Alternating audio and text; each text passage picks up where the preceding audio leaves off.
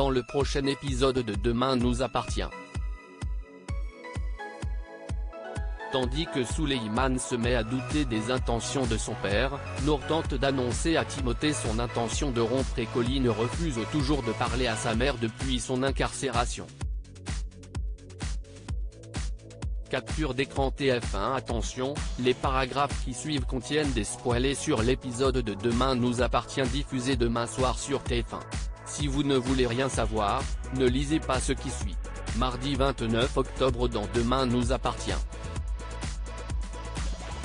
Chloé trouve le comportement d'Antoine suspect après avoir passé la nuit à faire des cauchemars sur la nuit passée à bord du bateau, dans lesquels il voit son père s'emparer d'une arme et tirer un coup de feu. Suleiman est très abattu. Alors que son père tente de le rassurer sur le sort de sa mère, il est victime d'une attaque de panique en voyant un vêtement appartenant à Valérie sur le canapé du salon.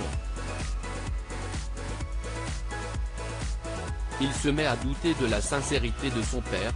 Aurait-il fait disparaître Valérie?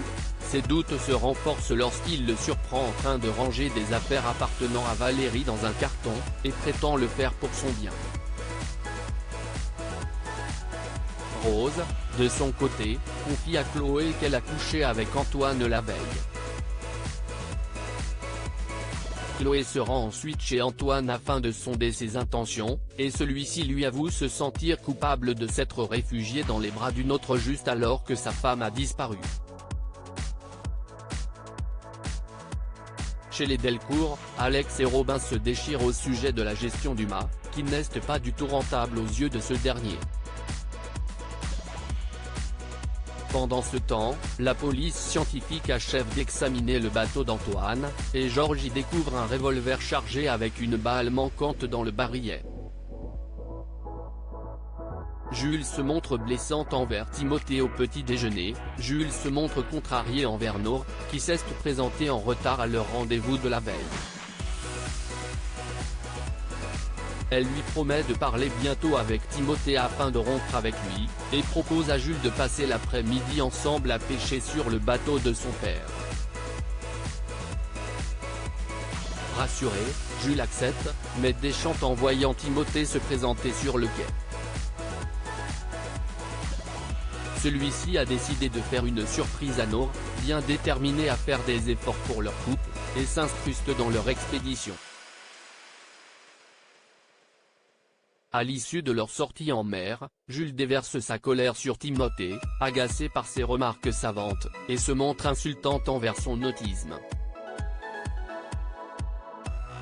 Timothée se renferme aussitôt sur lui-même, et Nour, choquée par les propos de Jules, lui reproche de l'avoir mis dans tous ses états.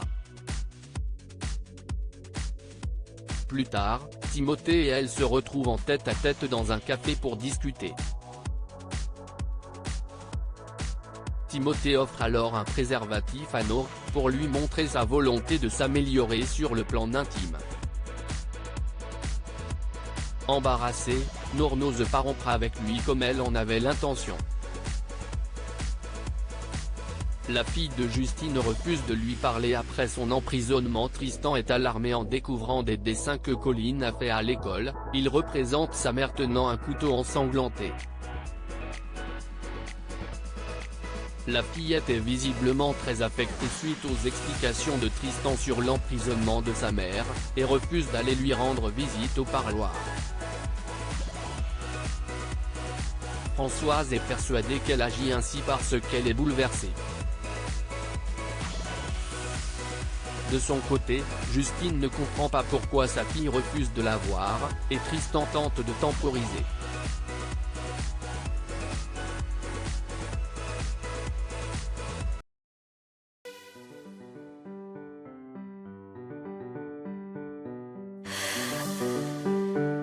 The man I love just had a heart attack,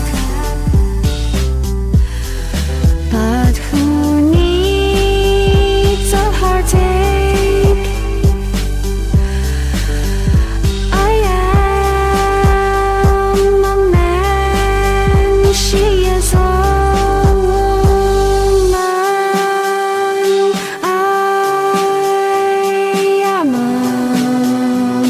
to